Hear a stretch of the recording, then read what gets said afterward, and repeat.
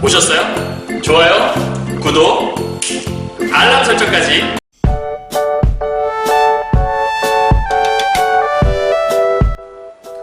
안녕하세요. 경화여고 3학년 학생 여러분, 그리고 전국에서 2022 대수능을 준비하시는 학생 여러분, 그리고 고전 시가, 고전 문학을 공부하시는 학생 여러분 만나서 반갑습니다. 선생님은 세계 최강 국어쌤 조인수 선생님입니다. 자, 오늘은요, 수능 특강에 있는 작품 중에서 한시, 우리 지난 시간까지 이제 작가 두 편을 다 끝냈고요. 오늘은 한시에 대한 내용을 짧은 시예요. 되게 짧게 끝낼 수 있으니까 함께 보면서 간략하게 정리하고 마무리하도록 하겠습니다. 자, 넘어가 보죠.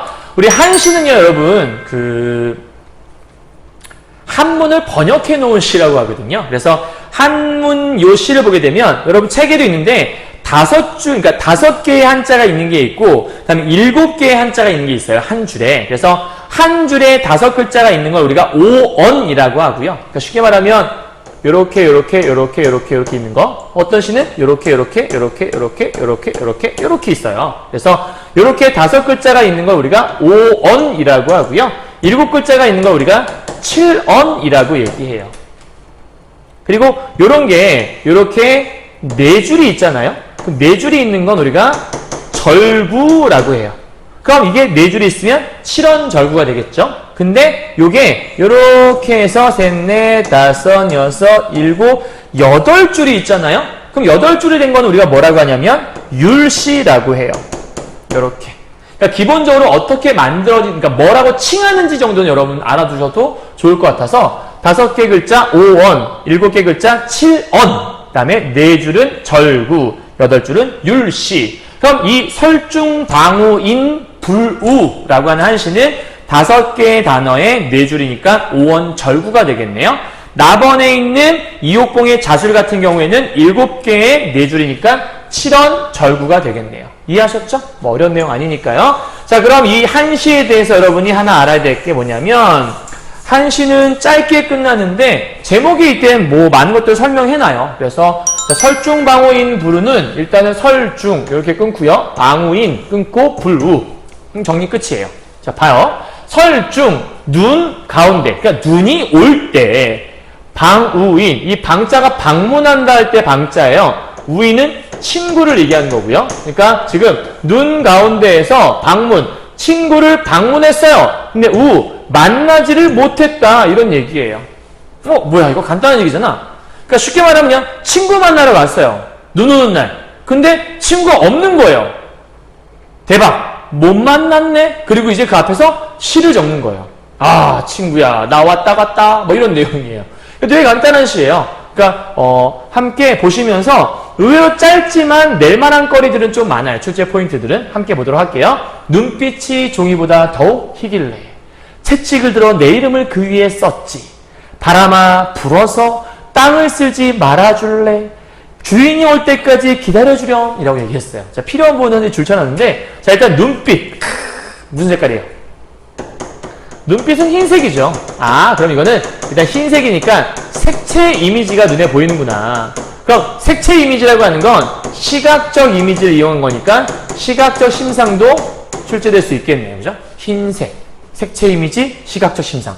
더불어서 눈이 내렸다는 거는 겨울이라는 얘기잖아요. 그러면 이거는 계절감을 드러내는 시어이기도 하구나. 요 정도까지 함께 연결해야겠네요. 자, 눈빛이 종이보다 희길래, 희다가 흰색, 색채 이미지 가지고 있는 거잖아요. 그럼 여기는 지금 눈이 종이보다 더 희다라는 거니까 일종의 비교법을 이용해서 시를 쓰고 있는 거예요. 그죠? 흰색에 대한 걸 지금 비교한 거라고 볼 수 있겠죠? 희길래 채찍을 들어 내 이름을 그 위에 썼대요. 그러니까 지금 뭐 말을 타고 왔나 보죠? 채찍을 평상시에 들고 다니는 게 없겠죠? 그냥 들고 다니다가 마음에 안 드는 사람한테 막 때리고 이런 건 아니겠죠? 변태가 아닌 이상. 그죠?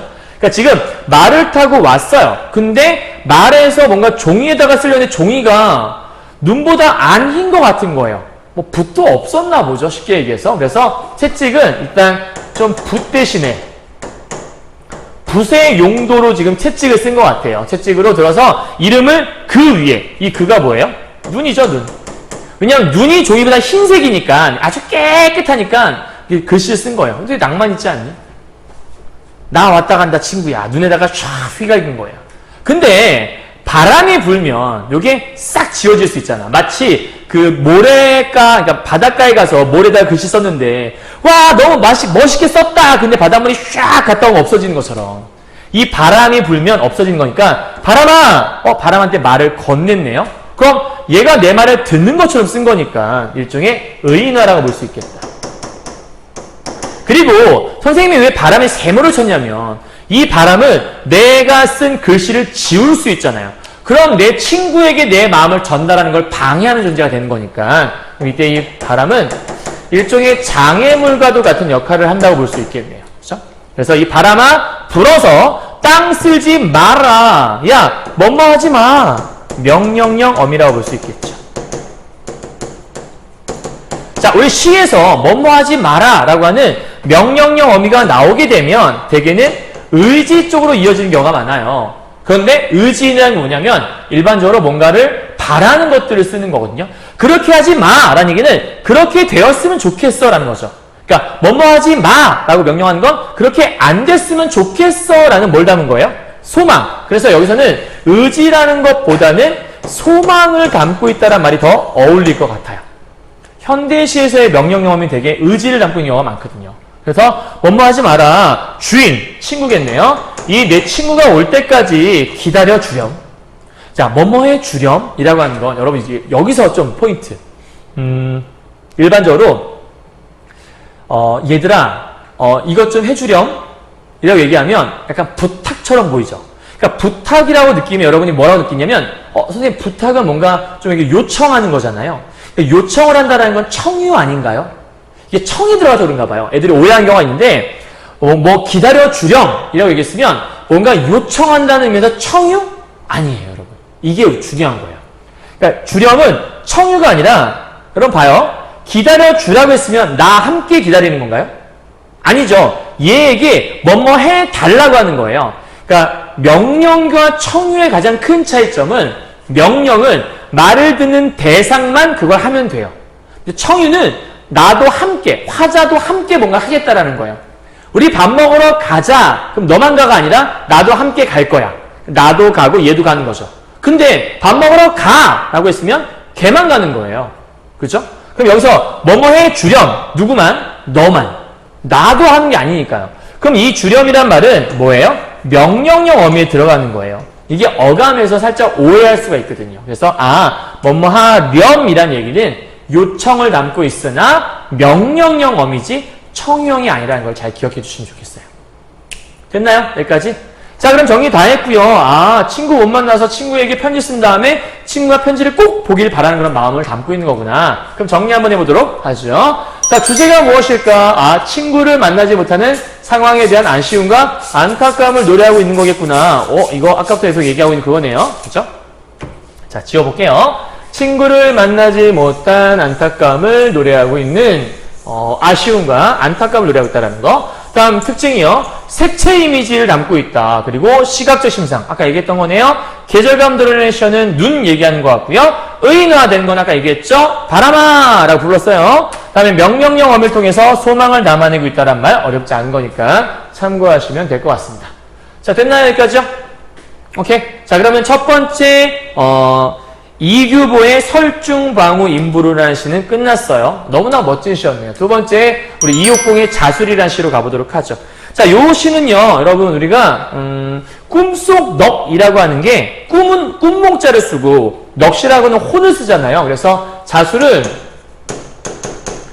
다른 시에서 몽혼이라는 이름으로 시가 소개되기도 해요. 그래서 이옥봉의 몽혼, 이옥봉의 자술, 그냥 같은 시라고 볼 수 있는 건데 사실 오른쪽에 한문을 보게 되면 꿈속 넋 있는 부분에 몽혼이라고 써 있을 거예요. 여러분 이 이옥봉의 자술은 앞쪽에 있는 다른 시에서 잠깐 차용되었던 거 보여준 적 있죠? 기억날 거예요. 그죠? 자, 그러면 이옥봉의 자술의 내용은 거기서 뭘 얘기했었냐면 여기 네모가 크게 쳐 있네요. 그리워 그거예요. 그리워. 그립단 얘기. 그러니까 이 그립단 얘기를 하고 싶은데 요 얘기를 위해서 이렇게 풀어 쓰고 있는 거예요. 자, 근데 남자가 여자가? 여자가요. 어떻게 할 수 있는데요? 사창이라는 단어 때문에. 보죠. 근래의 안부는 어떠신지요? 의문형 어를 사용해서 물어보고 있어요. 근래 한 분 어떠세요? 자, 사창은 여인의 방을 얘기한다고 그랬죠. 자, 사창 같은 뜻, 옥창, 규방. 고전 어휘는 여러분 어휘를 알아두어야 나중에 해석이 잘 돼요. 자, 사창, 옥창, 규방 다 여인의 방을 얘기하는 거예요. 그 여인의 방에 달이 뜨면 하도 그립다. 그럼 이 달이라고 하는 소재는 뭔가 그리운 소재를 떠올리게 하는 소재가 되겠네요. 그죠? 달이 떠오면 뭔가가 그리워. 이 그리움의 약간 매개체 같은 역할? 이 달. 자, 그때 꿈속 넋이 만약에 뭐가 있다면, 그죠? 그럼 만약에 뭐뭐 한다면은 가정법이잖아요. 그럼 뭔가 가정법이라는 걸 왜 써요? 내가 돈이 많다면, 내가 얼굴이 잘생겼다면, 뭔 얘기예요? 나는 돈이 없어. 난 얼굴이 잘생기지 않았어. 이런 얘기예요. 잘생긴 사람이 잘생겼다면이라는 말을 하는 게 이상하지 않아요? 그러니까 가정을 한다는 건 현재 그 상황이 나한테 주어지지 않은 거예요. 그럼 이런 가정을 쓰는 이유는 자기가 바라는 소망이 이 안에 담겨 있다는 거죠. 자, 봐요. 꿈속 넋에 만약 자취가 있다면 꿈속의 넋은, 혼은 자취를 남길 수가 없어요. 근데 그게 자취를 남길 수 있다면 가정을 하는 거예요.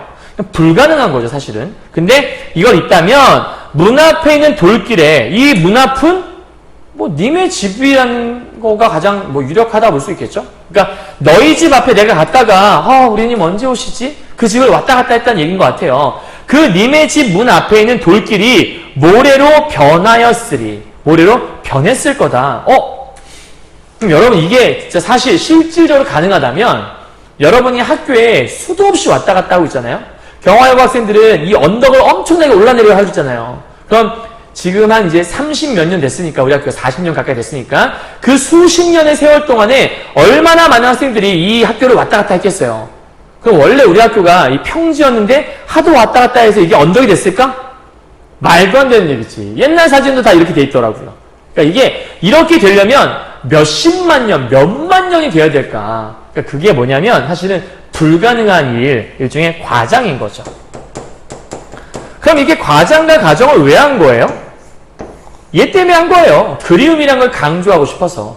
그러니까 내가 정말 이 꿈속의 혼에 넋이 만약에 자취가 있었으면 하도 니네 집에 왔다 갔다 많이 해갖고 너네 집 앞에 그 돌길이 아마 닳았을 거야. 이런 얘기를 하고 있는 거예요.